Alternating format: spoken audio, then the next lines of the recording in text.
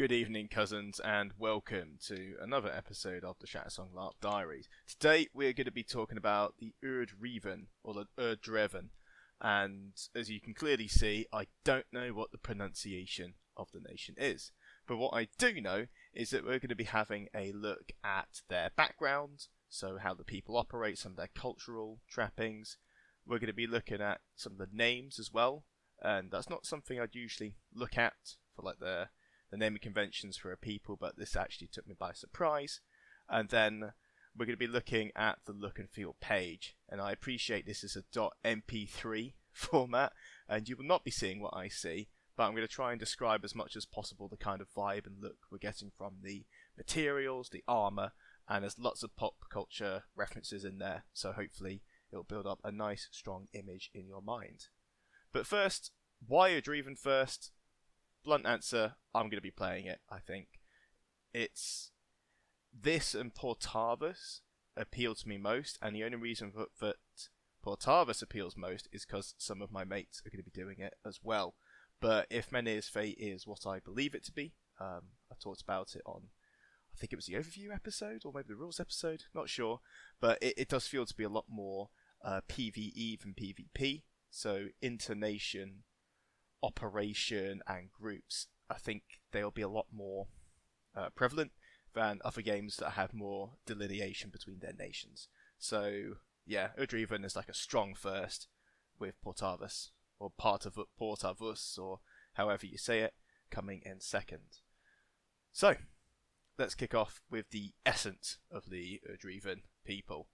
So you should visualize a society unbowed by the yoke of civilization, where the folk are proud of their self-reliance and stand together as equals instead of as royalty and subjects.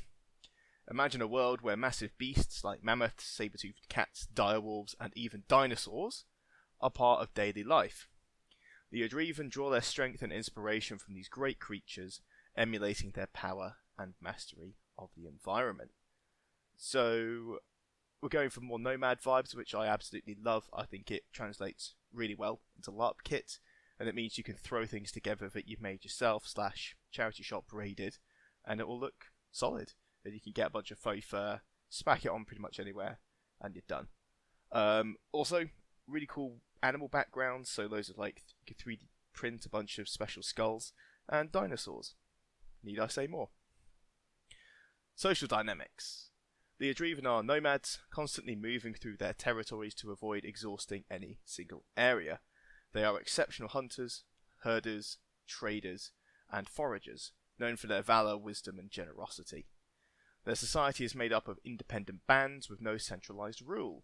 They place immense value on maintaining good reputations and strong relationships both within their own company and with those they meet in their travels.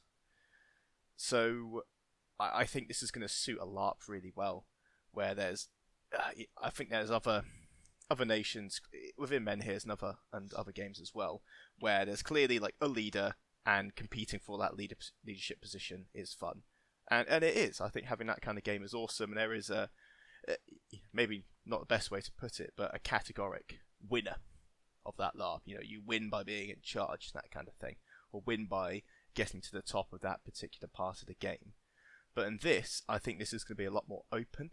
It's going to allow people to be socialites in the same way as maybe a Victorian or Elizabethan kind of, or maybe Tudor court drama. But with the veneer of if it's not going well, it doesn't negatively impact your game. You can be the talker, the trader, the person who gets to visit lots of other camps within Urdrevan, but then also go to other nations themselves and trade and talk to them.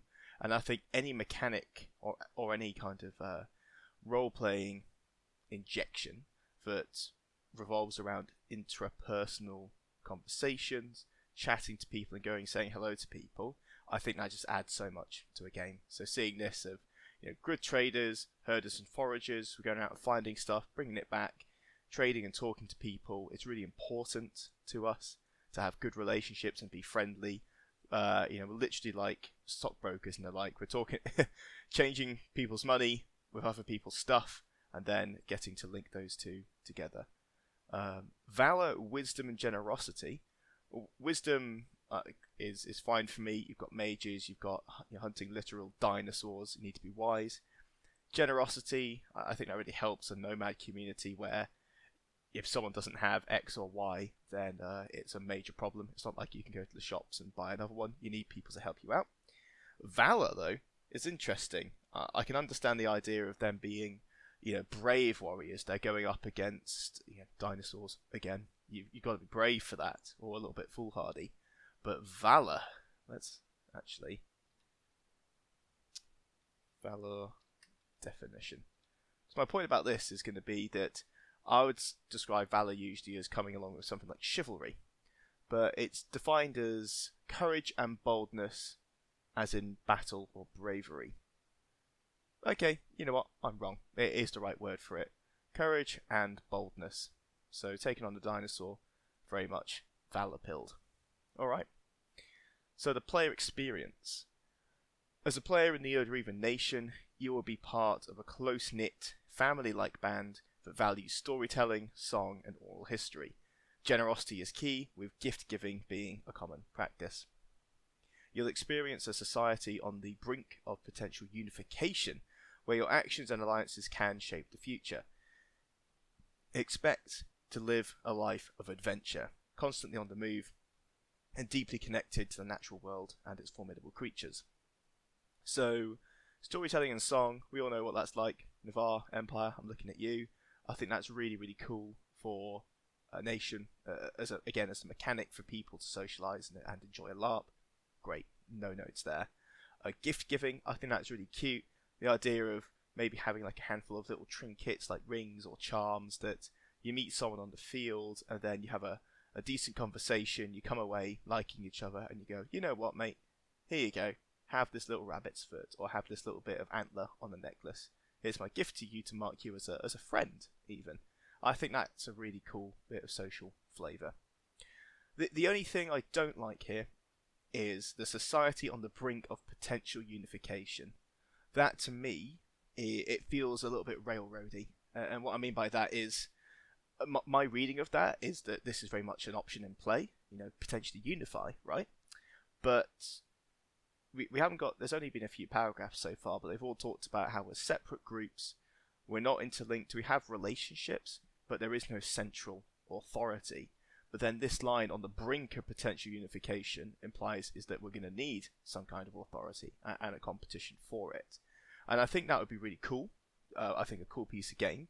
But it's going to happen very early on. Because I imagine that any nation that's got total authority over itself versus small bands maybe not always acting as one, that unified nation is always going to be more powerful. So to compete, the Urdrevan are going to unify quickly so they can go toe-to-toe with other nations, which makes total sense.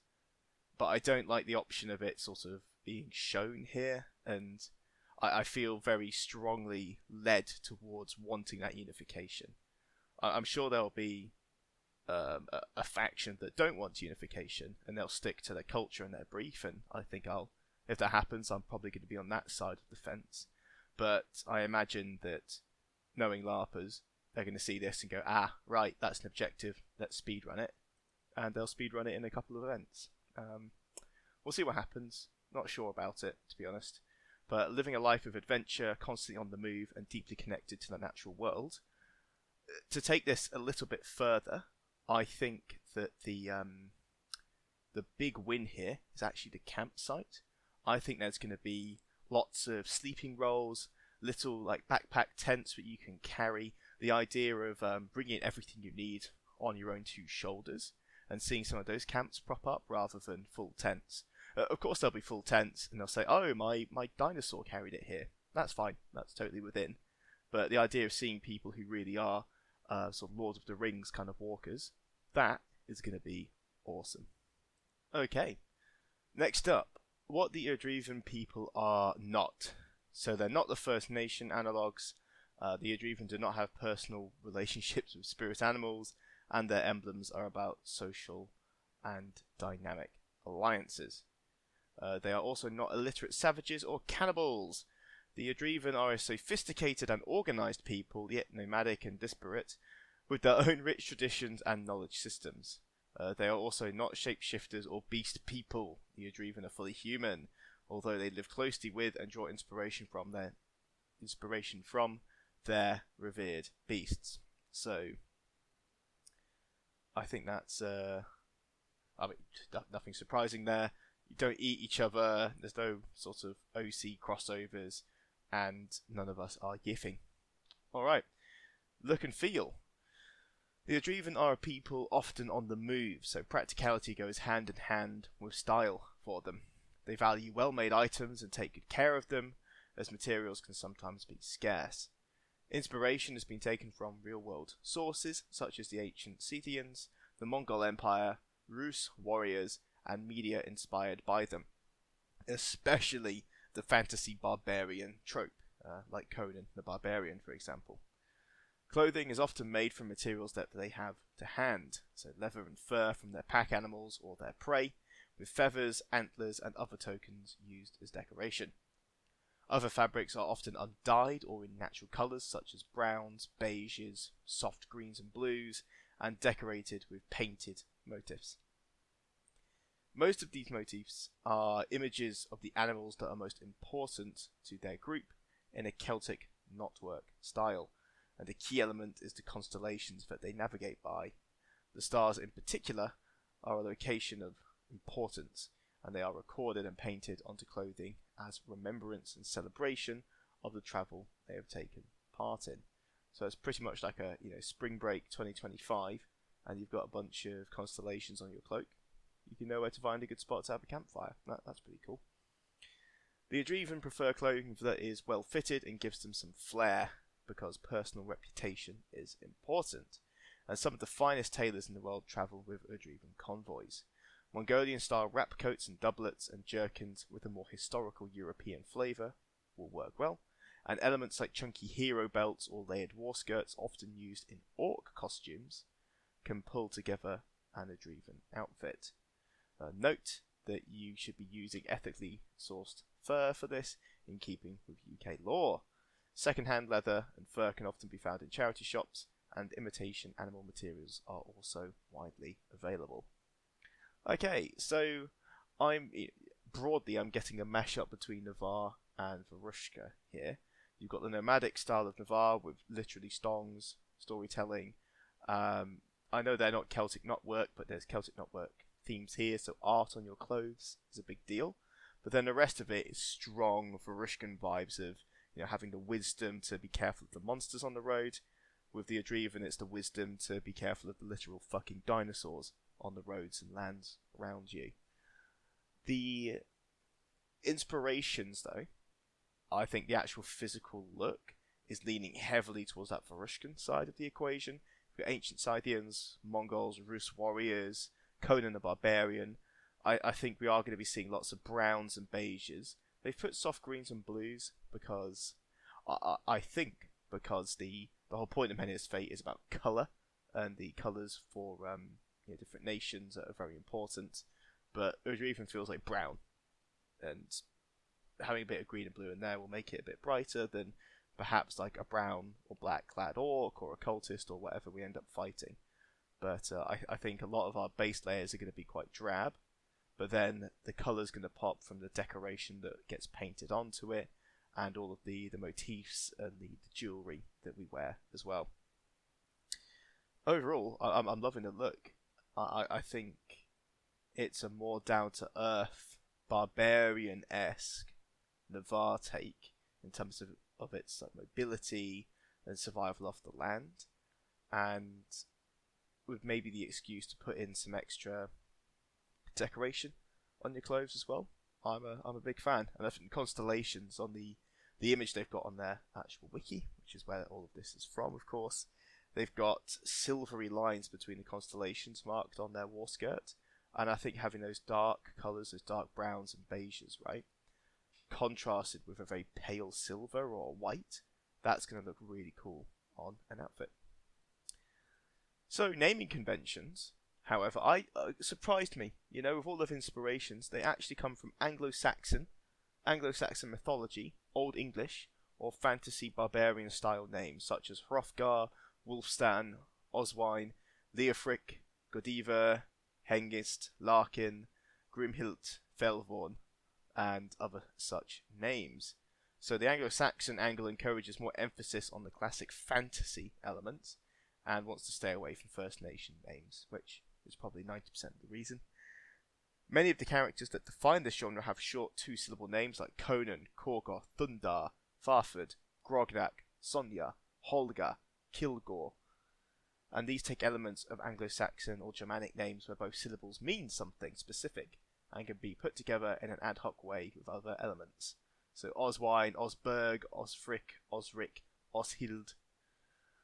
So that's for the forenames. The surnames are generational names that hearken to an oral lineage tradition, naming a kinsperson or mentor as their teacher in this way.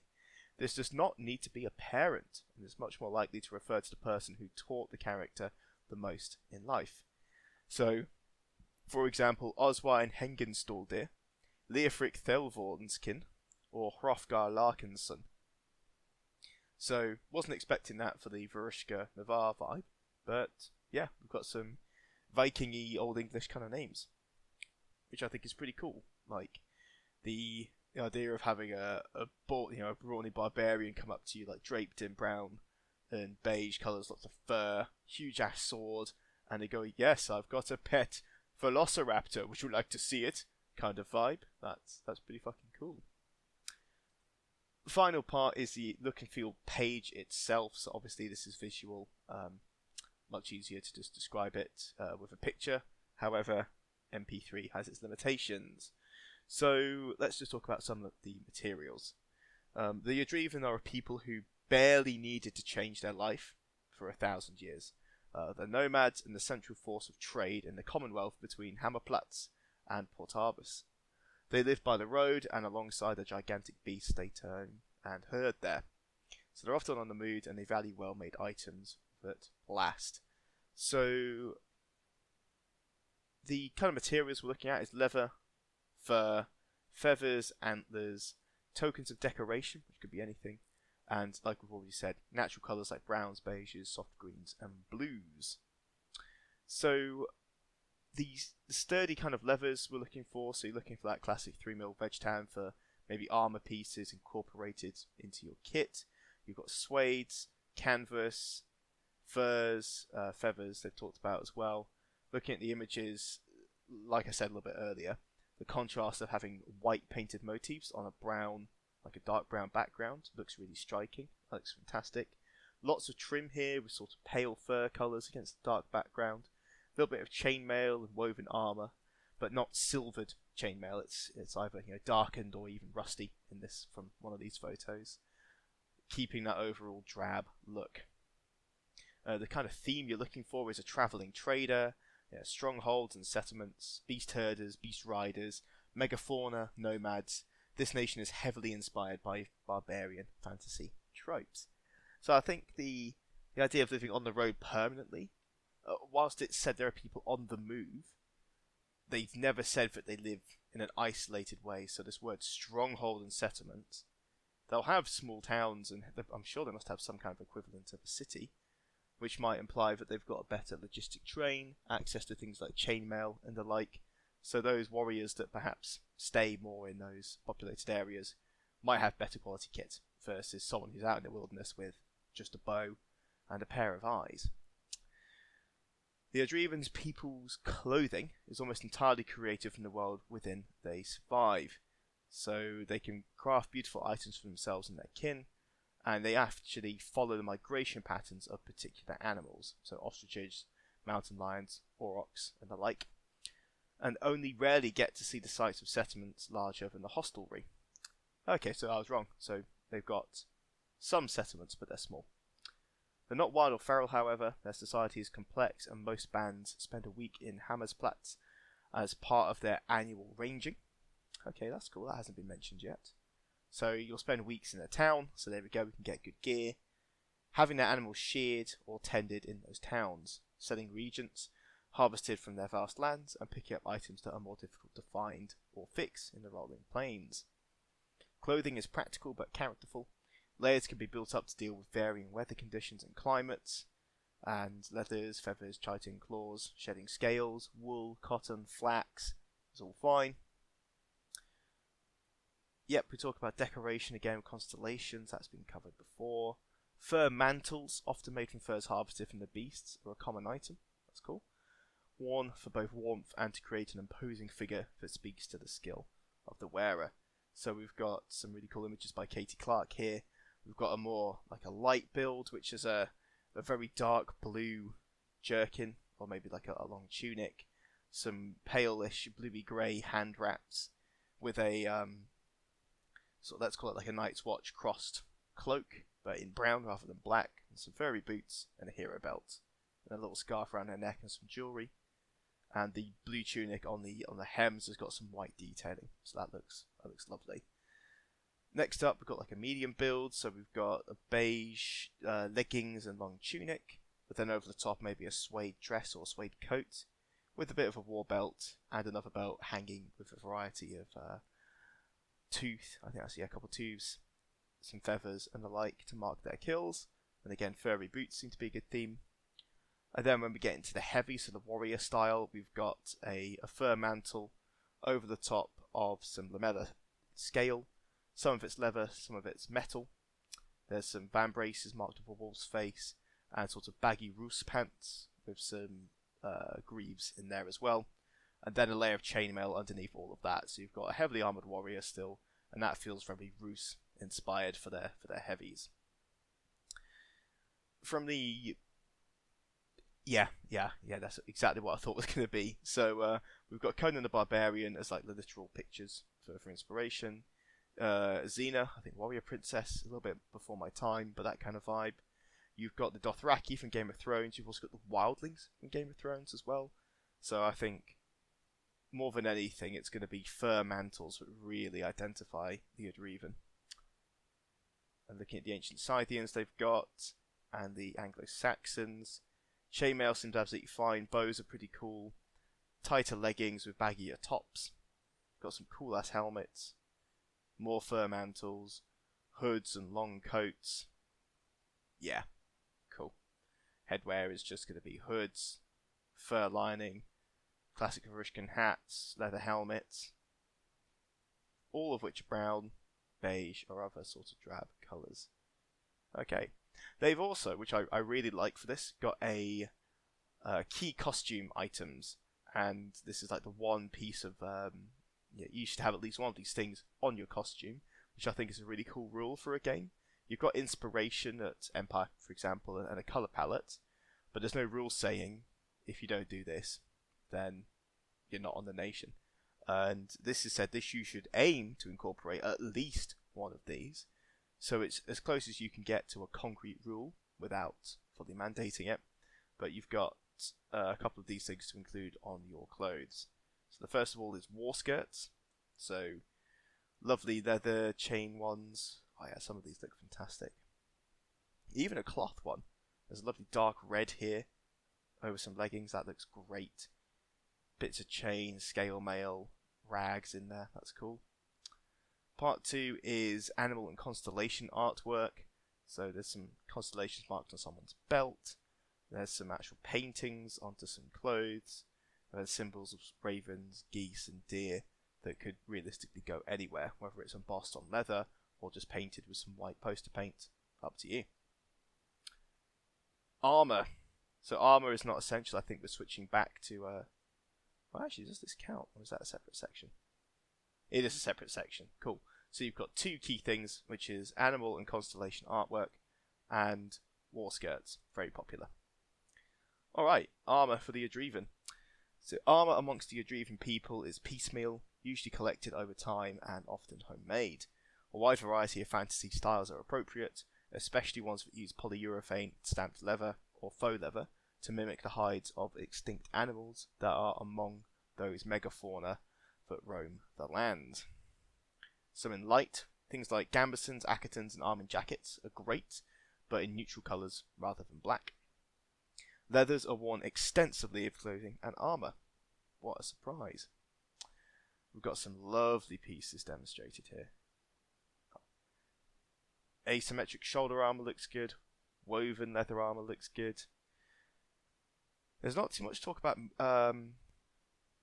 Yeah, light and medium are kind of interlaced here. So, comfy jacket, leather on top, lots of random scales on them. Some of these are even blue, which look lovely. Really pulling from like giga lizards or something like that. That looks cool. And again, a fur mantle. Going into heavy, chainmail is worn very often with scraps of it from broken or worn out hauberks, often added to war skirts to reinforce them and repurpose them. Lamella, made from metal or from chitin, and the scales of great beasts. And then finally, brass and bronze plates built into other armour to add decoration and reinforcement. I don't know if you've seen those gorgeous. It looks like a leather piece, but it's got brass plates built into like the shoulders and the chest. Those look absolutely fantastic in general, and that seems to be extremely appropriate here. Oh, there's some gorgeous pictures on here. Yeah, I don't think this is going to be a necessarily light nation. I think the Urdrevan are definitely going to be able to deploy some, full, heavy coverage troops and still look on brief. Lovely. Finally, helmets. Not common in LARP, but good for this system in terms of armour. You've got your classic Rus-style helmets with or without plumes, Rohirrim-style helmets, spangle helms, spectacle helms, round helms, and styles that look like they could be made from carapace or other harvested materials of giant beasts. Weaponry. Two-handed weapons are common, so we're going to be the Great Axe Nation. Fucking love it. So your classic, maybe Varangian guard with a fur mantle and a bardiche. That's going to look sick. Ambidextrous fighting is common as well. I think for the people who are maybe leaning into this from a Navarre side without the green, you see a lot of ambi fighters there. This will go well for them. Cavalry style sabres, so they've got the curved swords, and fantasy or ancient versions of the weapons such as a khopesh, like Indian curved sword. Hunting spears and glaives that can be used when riding or on foot. Shields, when used, are not uniform. They tend to be asymmetrical, homemade, or bodged together. Some are visibly second-hand, traded from other nations and painted over with motifs. So that's nice that I think the asymmetrical shields here are leading towards Navarre again, but nothing wrong with having a homemade or second-hand shield. And I think going for like a circle shield, like from Varushka, for example, or maybe even a kite shield with a spear, as long as you've got those constellations or maybe some cool animal design on it, that's going to look really cool. Compound bows and short bows are most common, as they can most easily be used around animals whilst riding. However, some prefer crossbows, so that's a really nice touch. Crossbows, practical, good weapon, nothing wrong with them here. This is cool. And then a final touch, weapons made with bone, horn, scale, and tooth elements. So there's classic like bone daggers you see getting sold everywhere. That looks cool. Not sure about my longbow. I'm going to assume, longbows, hunters. So longbow's more of a war bow. We'll have to see. But two-handed weapons right at the top of the list. I think Rus-style heavy warriors wielding big fuck-off swords. That's the vibe I'm getting here. Final part to cover, and I think this should actually be in a main article really, rather than the look and feel. But there's 3 archetypes for the Urdrevan, and they offer a framework for the default types of mage, priest, warrior, artisan, etc. within that culture. And they, it's a way to think about designing a character who fits into the nation as a starting point, and then that's how, well, in theory, the nation stays cohesive, whilst people still have their cool, independent characters. So, first of all, Starseers. Starseers are to Urdrevan bands what navigators are to Portavan ships. They utilise stars to navigate the vast plains and ensure their bands don't get lost. Most are weavers, so mages in common parlance, and they use earth and air magic to guide their band.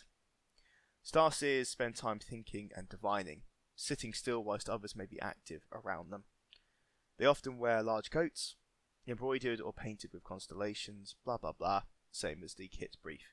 So you've got your mage archetype here as a Starseer, but also maybe a wise one, a guide kind of vibe, maybe a priest, someone who considers their actions before taking them. Second up, you've got shepherds. They protect the flock, both animal and human. They are fighters and scouts connected to bands, and for most Urdrevan it is a shepherd who first teaches them how to use a bow or wield a sword, training in the long evenings after making camp. They are usually versatile in the arms they can wield, although some of the most sought after shepherds have specialised in one weapon to the exclusion of all others, and actually travel from band to band on the most dangerous routes through Urdrevan.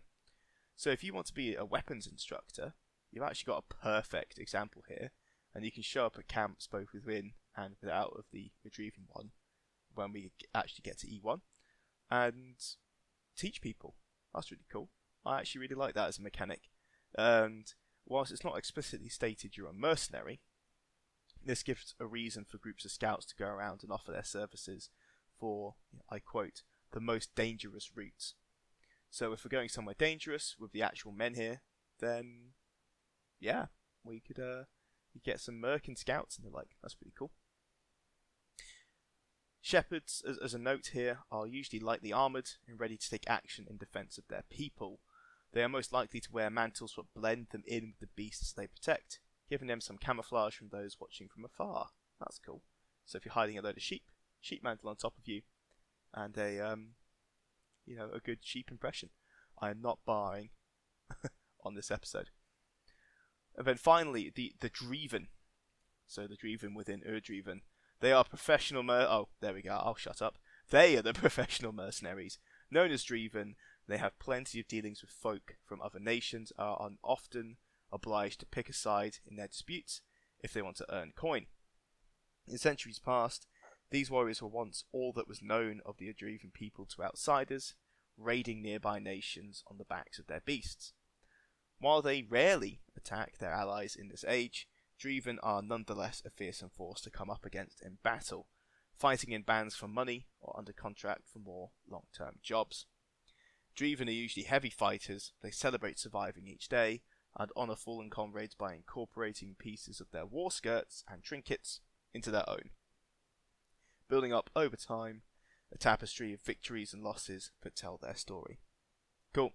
There we go. Sorted. That's my archetype.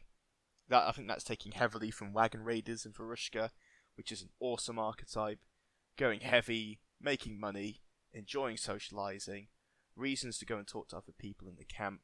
You can incorporate some shepherds if you want to, get some light scouts and stuff like that, but overall, you're like a really hardcore heavy infantry band beating the shit out of orcs.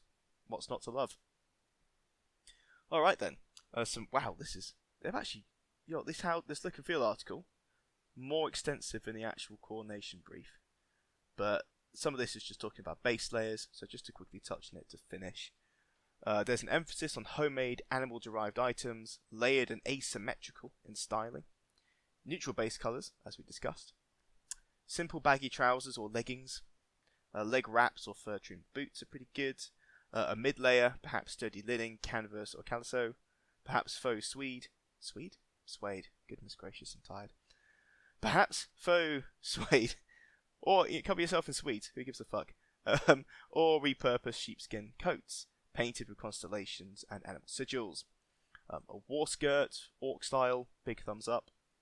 A fur or leather mantle, big thumbs up. And some of the images here we're seeing is actually some drab, lovely dresses, and then with extra layers over the top, and hero belts in between. And the war skirts themselves, some of them are patchwork, but some of these are actually quite neat. They're sort of leather plating, if you will, a bit like a lamella leg piece. Some are just cloth with decorations on. Some are in beautiful reds as well.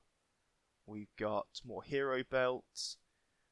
A very strong vibe of sort of a beige tunic layer with then greens, blues or browns as another coat over the top, or like a wrapped coat with a hero belt in the middle fixing it all together. That's pretty consistent.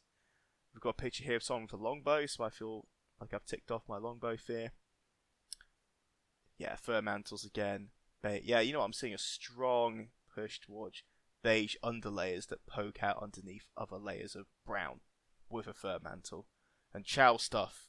If you ever seen Chow's Emporium, you go and visit her on site, you see some of her outfits. I think these are pretty much directly inspiring this brief. And they look fantastic for it. Okay, that brings us to the end of Urdrevan, final couple notes. There's again an ethical one around derived materials, but also feather headdresses are not part of the brief, and neither are war bonnets or more generic styles, due to their importance in various cultures worldwide. So again, it's not the First Nations look, they're steering well away from that, but that classic Rus warrior vibe seems to be the strongest. Nice browns, nice mantles, and a bit of artwork on your clothes as well. The really good stuff about brown in particular, and darker shades, is in charity shops. You've got those old coats, I usually find those in my local ones, that suit this really well. Beige, easy colour to find with shirts and the like. You've got them for LARP tunics, but again, nice and common enough in I found that in the men's sections for charity shops again, you can get those like slightly worn out looking shirts. Maybe, to be fair, they're usually white, but you can darken them down with a bit of dye and they fit pretty well. Yeah. A few greens, a few oranges actually. There's like reddish. I'm seeing a lot more reddish tones in the look and feel than the blues. But browns, bits of reds, rusty colours as an accent. This looks fantastic. Alright then, there we go. So there's the Urdrevan people. Fundamentally barbarians with big swords, swinging around, making some money while they do it, and having a good time. I'm really excited to play these guys. I think I've convinced myself on this episode. Very much looking forward to seeing all of you who do decide to play this, and if you don't, very much looking forward to coming up to you and asking for money for a contract. But until then, I think we're going to still start exploring some of the other combat rules and actually maybe making a character before we hop back to some Empire and perhaps Warhammer stuff. But until then everyone, have a lovely evening, and I'll catch you next time.